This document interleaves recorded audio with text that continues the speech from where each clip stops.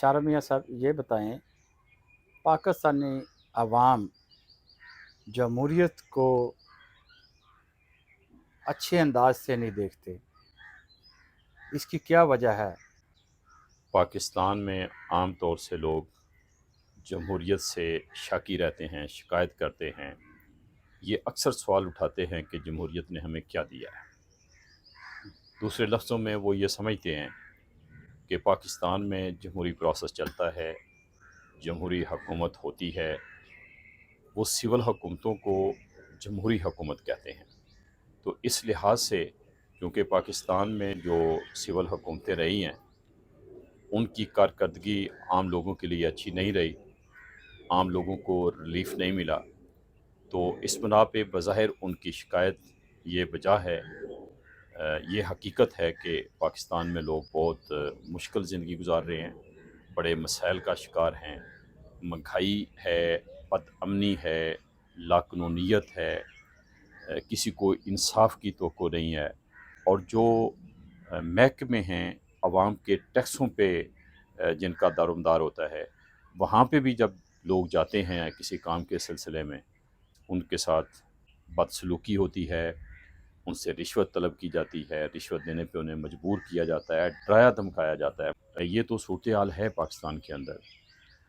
اصل بات یہ ہے کہ آیا پاکستان میں کبھی جمہوری حکومت بنی ہے جس سے متعلق لوگوں کی شکایت ہے؟ میں یہ سمجھتا ہوں کہ پاکستان میں آج تک کبھی کوئی حکومت جمہوری نہیں بنی۔ جو بظاہر جمہوری حکومتیں ہوتی ہیں وہ بھی در حقیقت جمہوری حکومتیں نہیں ہوتی، نہ ہی وہ اتنی با اختیار ثابت ہوئی ہیں۔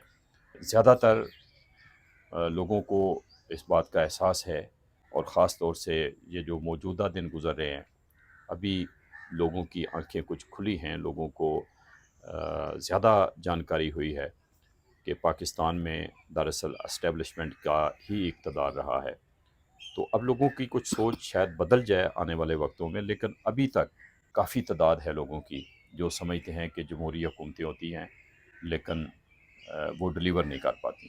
تو در حقیقت لوگوں کو یہ جاننا چاہیے کہ بھائی پاکستان جب سے بنا ہے یہاں پہ صحیح معنوں میں جمہوری حکومت نہیں بنی، دوسرے لفظوں میں عوام کی اپنی حکومت نہیں بنی۔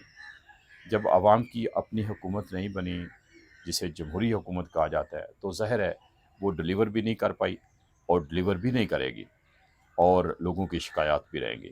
تو لوگوں کا مطالبہ یہ ہونا چاہیے کہ پاکستان میں صحیح حقیقی معنوں میں جمہوری حکومت بننی چاہیے، بنائی جائے، اور جمہوری حکومت کے لوگوں کو ساتھ ہونا چاہیے، کھڑے ہونا چاہیے۔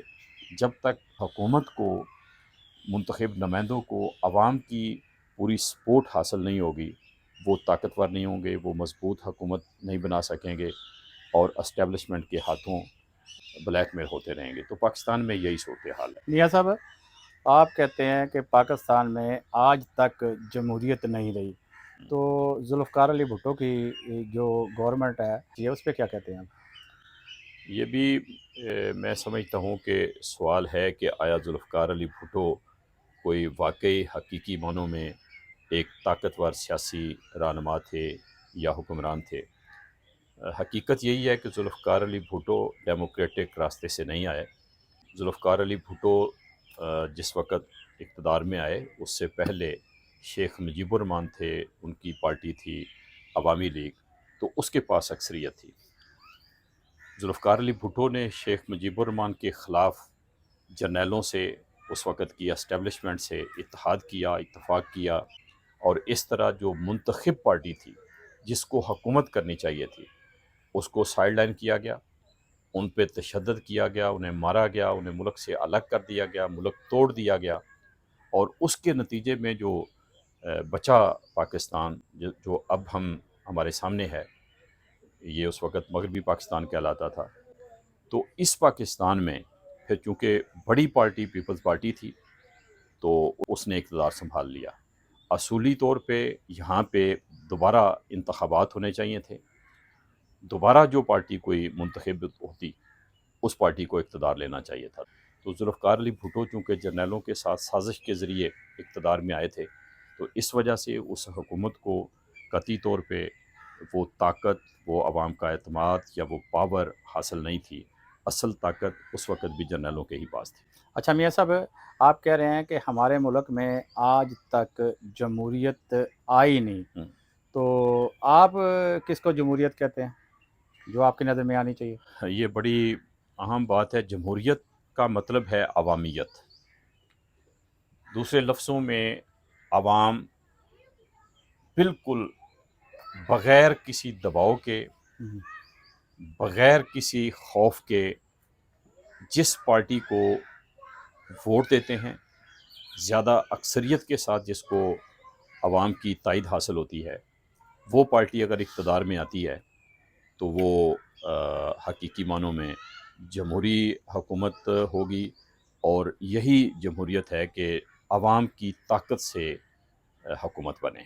عوام دوسرے لفظوں میں اس میں آزاد ہوتے ہیں۔ پاکستان میں کوئی الیکشن بھی فرسٹ ڈے سے فیئر اینڈ فری نہیں ہوئے، کوئی الیکشن بھی ایسی حکومت پروڈیوس نہیں کر سکے، ایسی حکومت نہیں دے سکے کہ جو اسٹیبلشمنٹ کی طاقت کا مقابلہ کر سکتی، اور اس کی وجہ یہی ہے کہ عوام کی تائید کسی بھی پارٹی کے ساتھ اس قدر نہیں تھی کہ وہ فوج کے سامنے کھڑی ہوتی ہے۔ اور اگر کسی پارٹی نے کھڑے ہونے کی کوشش کی، جیسے کہ میاں نواز شریف نے پاکستان کی تاریخ میں سمجھتا ہوں کہ پہلی کوشش کی، اور انہوں نے جو مزاحمت کی وہ بھی بڑی ڈیموکریٹک انداز سے تھی، عمران خان کی طرح پھڑ لو یا ایک بھگت سنگھ کی طرح ایک انقلاب لانے کی کوشش کی، کھوکھلا۔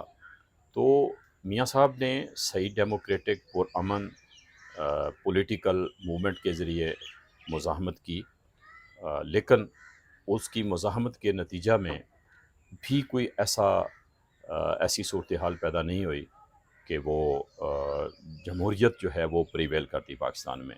اور میاں صاحب، اس کا مطلب ہے کہ پاکستانی عوام تو مایوس ہیں، آپ کے مطابق آپ بھی بہت ڈسہارڈ ہو چکے ہیں۔ میں نے یہ نہیں کہا کہ پاکستان کے عوام مایوس ہو چکے ہیں، نہ ہی میں یہ سمجھتا ہوں یا میں نے یہ کہا ہے کہ میں مایوس ہوں۔ میں سمجھتا ہوں کہ پاکستان میں سٹرگل کی ضرورت ہے، جد و جہد کی ضرورت ہے، اور وہ جد و جہد پرامن ہونی چاہیے۔ یہ نہیں کہ تشدد ہو، اس کے نتیجہ میں مار کٹائی ہو، یا آئین کی وائلیشن ہو، یا قانون کی وائلیشن ہو، قانون کو ہاتھ میں لیا جائے۔ میں اس حق میں نہیں ہوں۔ میں کہتا ہوں پرامن مزاحمت ہو، ڈیموکریٹک انداز میں ہو، جس طریقے سے انڈیا میں گاندھی نے موومنٹ شروع کی تھی، نان وائلنٹ موومنٹ، جس کو تحریک عدم تعاون کا بھی نام دیا گیا۔ تو وہ طریقہ ہے کہ آپ تشدد نہ کریں، کیونکہ اقتدار میں جو طاقتیں ہوتی ہیں ان کے ساتھ اگر آپ تشدد کے ذریعے آئیں گے تو طاقت تو ان کے پاس ہوتی ہے، ان کے پاس اسلحہ بھی ہوتا ہے، ان کے پاس فورسز بھی ہوتی ہیں، تو وہ پھر جب جواباً کارروائی کریں گے تو وہ زیادہ تشدد کر سکیں گے، زیادہ ان کے پاس فورس ہوگی، تو اس سے جانی نقصان ہوگا۔ تو کسی پولیٹیکل لیڈر کا کام یہ بھی ہوتا ہے کہ وہ اپنے جو فالوورز ہیں ان کو مروائیں نہیں، ان کو زخمی نہیں کروائیں، ان کا نقصان نہیں کروائیں، بلکہ جہاں تک ممکن ہو سٹرگل بھی نہ رکے اور امن کا دامن بھی نہ چھوٹے۔